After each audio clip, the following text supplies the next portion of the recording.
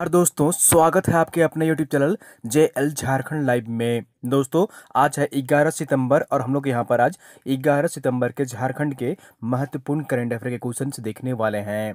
तो अगर आप झारखंड लाइव चैनल में अगर नए हैं तो सबसे पहले चैनल को जरूर सब्सक्राइब कर लीजिए और साथ ही जो बेल आइकन बना हुआ है उसको प्रेस कर लीजिए ताकि आगे का जो भी अपडेट्स आएगा वीडियो आएगी नोटिफिकेशन सबसे पहले आपको यहाँ पर मिल जाया करेगी। तो दोस्तों चैनल को जरूर सब्सक्राइब कर लीजिए और डेली मॉर्निंग में यहाँ पर 6 बजे करेंट अफेयर्स की वीडियो आती है तो आप इसे देखा करें और साथ ही साथ आप हमारे टेलीग्राम ग्रुप में भी ज्वाइन कर लीजिए। वीडियो के नीचे आपको डिस्क्रिप्शन में लिंक मिल जाएगी, आप वहाँ पर क्लिक कर हमारा टेलीग्राम ग्रुप ज्वाइन कर सकते हैं। डेली शाम के 7 बजे वहाँ पर PDF जो है प्रोवाइड कर दी जाती है, तो आप PDF के लिए हमारा टेलीग्राम ग्रुप ज्वाइन कर लीजिए और बहुत सारी वहाँ पर जो है अपडेट्स दी जाती है, जॉब से संबंधित जो भी नोटिस आती है गवर्नमेंट की तरफ से वो भी आपको वहाँ पर टेलीग्राम ग्रुप में मिल जाया करती हैं। तो चलिए हम लोग यहाँ पर आज 11 सितंबर के झारखंड के महत्वपूर्ण करंट अफेयर के क्वेश्चंस देखते हैं। तो यहाँ पर आज का पहला प्रश्न है, राज्य में पहली बार आयोजित हो रही IPL की तर्ज पर झारखंड प्रीमियर लीग प्रतियोगिता 2020 में कुल कितने टीमें होंगी? तो इसका सही आंसर जो होगा यहाँ पर ऑप्शन नंबर बी इज बिल्कुल सही आंसर हो जाएगा। कुल 6 टीमें होंगी। कितनी टीमें होंगी? कुल 6 टीमें होंगी। तो ऑप्शन नंबर बी इज बिल्कुल सही आंसर हो जाएगा। चलिए यहाँ पर पूरी 6 डिटेल्स में यहाँ पर देख लेते हैं कि 6 टीमें कौन कौन सी हैं, उनके नाम क्या हैं। तो जैसा कि आप यहाँ पर देख पा रहे हैं, रांची में पहली बार आयोजित हो रही IPL की तर्ज पर झारखंड प्रीमियर लीग प्रतियोगिता 2020 में कुल 6 टीमें शामिल होंगी। ठीक है, उसके बाद यहाँ पर देखिए 15 सितंबर से JSCA क्रिकेट स्टेडियम में इसकी शुरुआत होगी। कब से होगी? 15 सितंबर से इसकी शुरुआत होगी। टीमों के जो नाम है वो देख लीजिए, यहाँ पर जो 6 टीमें हैं उनके नाम क्या क्या है। तो पहला जो है यहाँ पर वो देख लीजिए रांची रेडर्स, दूसरा जो है वो जमशेदपुर जगलर्स, तीसरा जो है वो धनबाद डायनामोज, चौथा जो है वो बोकारो ब्लास्टर्स यहाँ पर, फिर उसके बाद यहाँ पर सिंहभूम स्ट्राइकर्स और दुमका डेयर डेविल्स। तो ये 6 टीमें हैं जो कि JPL, ठीक है, झारखंड प्रीमियर लीग प्रतियोगिता में शामिल होंगी। ये 6 टीमें हैं। ठीक है, इस प्रतियोगिता में कोई भी टीम की फ्रेंचाइजी नहीं होगी, सारे जो है टीम है वो JSCA के अंडर में होंगे। ठीक है, तो राज्य के अलग अलग जोन से ये टीमें बनाई गई हैं।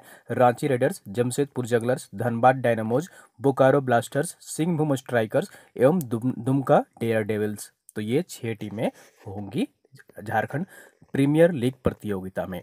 चलिए अगले प्रश्न की ओर चलते हैं और अगला प्रश्न है यहाँ पर, अंडर 17 फुटबॉल महिला विश्व कप टीम का राष्ट्रीय कैंप किस शहर में आयोजित किया जाएगा? तो इसका सही आंसर जो होगा यहाँ पर ऑप्शन नंबर सी इज बिल्कुल सही आंसर रहेगा, ए एवं बी दोनों ही। तो रांची में और जमशेदपुर इन दोनों ही शहरों में अंडर 17 फुटबॉल महिला विश्व कप टीम का राष्ट्रीय कैंप आयोजित की जाएगा, लगाया जाएगा। तो इसका सही आंसर जो होगा यहाँ पर सी इज बिल्कुल सही आंसर हो जाएगा। चलिए यहाँ पर सारे फैक्ट्स यहाँ पर पॉइंट बाय पॉइंट देख लेते हैं। तो जैसा कि आप यहाँ पर देख पा रहे हैं, अखिल भारतीय फुटबॉल महासंघ ने घोषणा की है कि अंडर 17 महिला विश्व कप टीम का शिविर 15 अक्टूबर से झारखंड के रांची में शुरू होगा। ठीक है, रांची और जमशेदपुर दोनों शहर का यहाँ पर चयन किया गया है, वेन्यू जो है वो तैयार किया जा रहा है। कोविड-19 महामारी के चलते अंडर 17 महिला विश्व कप 4 नवंबर से अगले साल यहाँ पर फरवरी मार्च में स्थगित कर दिया है, जिसे शिविर का आयोजन में भी विलंब हुआ है। ठीक है, तो ये अगले साल जो है यहाँ पर फरवरी मार्च में आयोजित की जाएगी। तो इसके लिए यहाँ पर राष्ट्रीय शिविर कैंप का आयोजन जो किया जा रहा है वो झारखंड के रांची और जमशेदपुर में किया जाएगा। ठीक है, चलिए अगले प्रश्न की ओर चलते हैं और अगला प्रश्न है यहाँ पर, झारखंड राज्य खाद्य सुरक्षा योजना के लिए कितनी राशि की स्वीकृति प्रदान की है? ठीक है, राज्य सरकार ने झारखंड राज्य खाद्य सुरक्षा योजना के लिए कितनी राशि की स्वीकृति प्रदान की है? तो इसका सही आंसर जो होगा यहाँ पर ऑप्शन नंबर सी इज बिल्कुल सही आंसर हो जाएगा, 213 करोड़ रुपए की। कितने? 213 करोड़ रुपए राशि की स्वीकृति प्रदान की है राज्य सरकार ने। तो ऑप्शन नंबर सी इज बिल्कुल सही आंसर हो जाएगा। चलिए यहाँ पर सारी डिटेल्स यहाँ पर पॉइंट बाय पॉइंट देख लेते हैं। तो जैसा कि आप यहाँ पर देख पा रहे हैं, झारखंड में हाल ही में यहाँ पर राज्य सरकार द्वारा और झारखंड राज्य खाद्य सुरक्षा योजना के लिए 213 करोड़ रुपए राशि की स्वीकृति दी गई है। इस राशि के माध्यम से 15 लाख लोगों को खाद्य सुरक्षा अंतर्गत जोड़ने का लक्ष्य रखा गया है। ठीक है, तो इस राशि से 15 लाख लोगों को यहाँ पर खाद्य सुरक्षा के अंतर्गत जोड़ा जाएगा।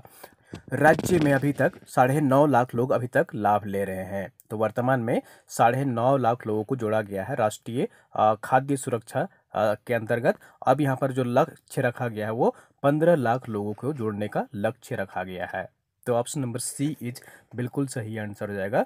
झारखंड राज्य खाद्य सुरक्षा योजना के अंतर्गत 213 करोड़ रुपए राशि की स्वीकृति दी गई है राज्य सरकार के द्वारा।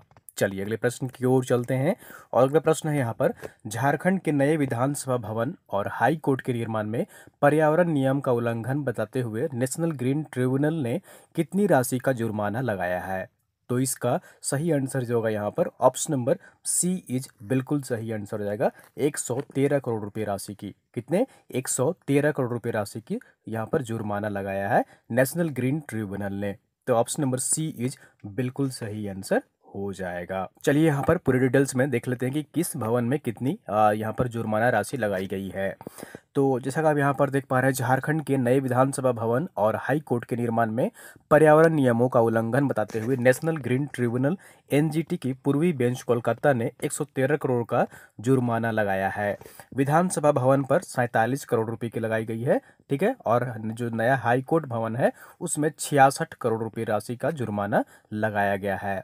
राज्य के 19 अन्य भवनों के निर्माण को भी पर्यावरण अनुकूल नहीं मानते हुए चिन्हित किया गया है। इसमें रांची की स्मार्ट सिटी भी शामिल है, ठीक है। तो यहाँ पर जो है वो कुल 113 करोड़ रुपए राशि की जुर्माना लगाई गई है एनजीटी के द्वारा, नेशनल ग्रीन ट्रिब्यूनल के द्वारा, ठीक है।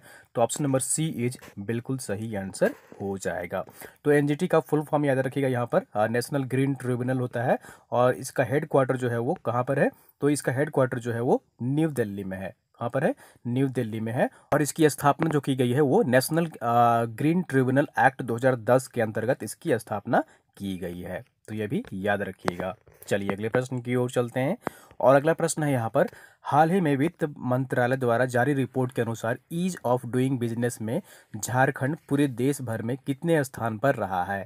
ठीक है, बहुत ही महत्वपूर्ण प्रश्न है, याद रखिएगा। ईज ऑफ डूइंग बिजनेस में झारखंड पूरे देश भर में कितने स्थान पर रहा है? तो इसका सही आंसर जो होगा यहाँ पर ऑप्शन नंबर सी इज बिल्कुल सही आंसर जाएगा। 5वें स्थान पर रहा है। कौन से स्थान पर रहा है? 5वें स्थान पर रहा है ईज ऑफ डूइंग बिजनेस में।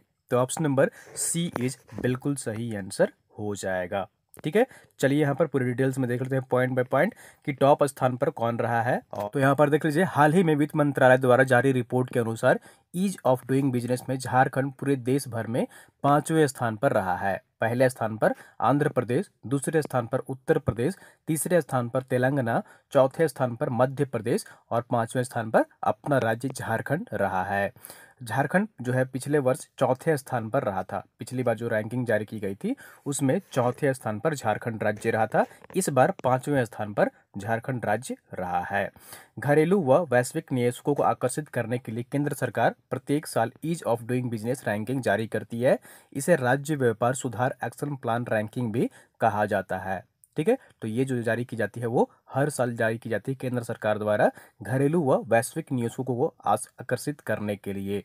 तो ऑप्शन नंबर सी इज बिल्कुल सही आंसर हो जाएगा। Jharkhand ease of doing business में कितने स्थान पर रहा है?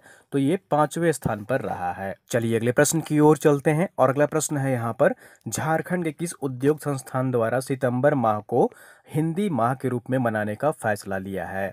ठीक है, झारखंड के किस उद्योग संस्थान द्वारा सितंबर माह को हिंदी माह के रूप में मनाने का फैसला लिया है? तो इसका सही आंसर जो होगा यहाँ पर ऑप्शन नंबर बी इज बिल्कुल सही आंसर हो जाएगा। सीसीएल के द्वारा। किसके द्वारा? सीसीएल के द्वारा सितंबर माह को हिंदी माह के रूप में मनाने का फैसला लिया है। तो ऑप्शन नंबर बी इज बिल्कुल सही आंसर हो जाएगा। चलिए यहाँ पर पूरे डिटेल्स में देख लेते हैं। तो जैसा कि आप यहाँ पर देख पा रहे हैं, सीसीएल द्वारा सितंबर माह को हिंदी माह के रूप में मनाने का फैसला किया है। सीसीएल के सभी क्षेत्रों में राजभाषा माह मनाया जा रहा है। कोविड के मद्देनजर ऑफलाइन और ऑनलाइन प्रतियोगिता का आयोजन भी किया जा रहा है। पहले दिन अधिकारियों और कर्मचारियों के लिए कविता रचना और निबंध प्रतियोगिता का आयोजन किया गया है। तो ऑप्शन नंबर सी इज बिल्कुल सही आंसर हो जाएगा। सीसीएल के द्वारा सितंबर माह को हिंदी माह के रूप में मनाने का फैसला लिया है। अब यहाँ पर सीसीएल आया है तो इसके बारे में यहाँ पर देख लीजिए, स्थापना जो हुई है वो कब हुई थी? 1 नवंबर 1975 ईस्वी को हुई थी। और इसका मुख्यालय जो है वो कहाँ पर है? रांची झारखंड में है। और जो अभी यहाँ पर सीएमडी है, जो चेयरमैन है वो कौन है? गोपाल सिंह है। कौन है? गोपाल सिंह है, जो कि वर्तमान में सीएमडी है सीसीएल के। ठीक है, चलिए अगले प्रश्न की ओर चलते हैं। और आंसर ऑफ द डे है यहाँ पर, कल जो आपसे प्रश्न पूछा गया था, हाल ही में केंद्रीय तसर अनुसंधान एवं प्रशिक्षण संस्थान नगड़ी का कौन सा स्थापना दिवस मनाया गया है। ठीक है, हाल ही में केंद्रीय तसर अनुसंधान एवं प्रशिक्षण संस्थान नगड़ी का कौन सा स्थापना दिवस मनाया गया है। तो आप लोगों ने मैक्सिमम लोग इसका सही आंसर कमेंट किए थे, जैसा कि मैं कमेंट बॉक्स में देख पा रहा था। ऑप्शन नंबर सी जो होगा बिल्कुल सही आंसर हो जाएगा। ठीक है, 56वां स्थापना दिवस मनाया गया है हाल ही में। चलिए यहाँ पर पूरी डिटेल्स में देख लेते हैं कि इसकी स्थापना कब हुई थी। तो हाल ही में केंद्रीय तसर अनुसंधान एवं प्रशिक्षण संस्थान नगड़ी का 56वां स्थापना दिवस मनाया गया है। इस दौरान संस्थान की राजभाषा पत्रिका रेशम वाणी के स्वर्ण जयंती अंक का विमोचन भी किया गया है। ठीक है, तो ये कहाँ पर स्थित है, पिस्का नगरी में स्थित है। और इसकी स्थापना जो हुई है वो 3 अगस्त 1964 को हुई है। कब हुई है, 3 अगस्त 1964 ईस्वी को इसकी स्थापना हुई है, केंद्रीय तसर अनुसंधान एवं प्रशिक्षण संस्थान नगड़ी की।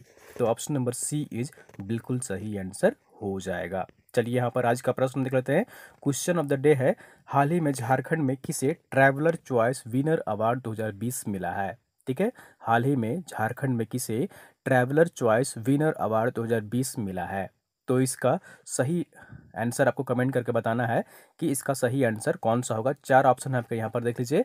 Kaveri restaurant, Punjab sweets, Rajasthan Kalewala, Manisha restaurant. तो आपको इन 4 ऑप्शन में से सही आंसर कमेंट करके बताना है कमेंट बॉक्स में। ठीक है, तो कोशिश करिए का सही आंसर कमेंट करने की कमेंट बॉक्स में। ठीक है दोस्तों, तो ये थी यहाँ पर आज की झारखंड की महत्वपूर्ण करंट अफेयर के क्वेश्चंस। उम्मीद करता हूँ आपको वीडियो पसंद आई होगी। जरूर लाइक करिए, चैनल को सब्सक्राइब नहीं किया सब्सक्राइब कर लीजिए, और वीडियो को आप लोग अपने दोस्तों के साथ अधिक से अधिक शेयर कर दिया करिए। और दोस्तों, अगर आप लोग यहाँ पर अभी तक हमारे ऐप जो है वो डाउनलोड नहीं किए हैं, सुपर 51, तो क्विज़ का ऐप है ये, और आप इसे ज़रूर डाउनलोड करिए। ठीक है, यहाँ पर आप क्विज़ भी खेल सकते हैं, और यहाँ पर अपना आपका जीके नॉलेज भी बढ़ेगा, साथ ही साथ आप यहाँ पर अर्न भी कर सकते हैं। तो आप सभी इस ऐप को जरूर डाउनलोड करिए। और इसमें जो एक परमिशन पूछेगा कि अलाउ करने का, दिस एप्लीकेशन में be harmful for your mobile, तो आप वहां पर अलाउ करिए। कोई भी आपको यहां पर प्रॉब्लम समस्या नहीं होने वाली है। कुछ दिनों बाद ये प्ले स्टोर में भी आ जाएगा। थोड़ा सा भी यहाँ पर परेशानी हो रही है, प्ले स्टोर में आने में कुछ समय लग सकता है, 1 हफ्ते का। उसके बाद यहाँ पर आपके प्ले स्टोर में भी ये ऐप आ जाएगा, आप वहाँ से भी डाउनलोड आसानी से कर सकते हैं। लेकिन आप यहाँ पर लिंक भी दिए गए हैं, उस पर भी आप यहाँ पर डाउनलोड कर सकते हैं, कोई भी समस्या नहीं होगी। तो इस ऐप को डाउनलोड कर आप क्यों जरूर खेलें और पैसे यहाँ पर अर्न करें, साथ ही साथ आप नॉलेज भी बढ़ाएं अपना।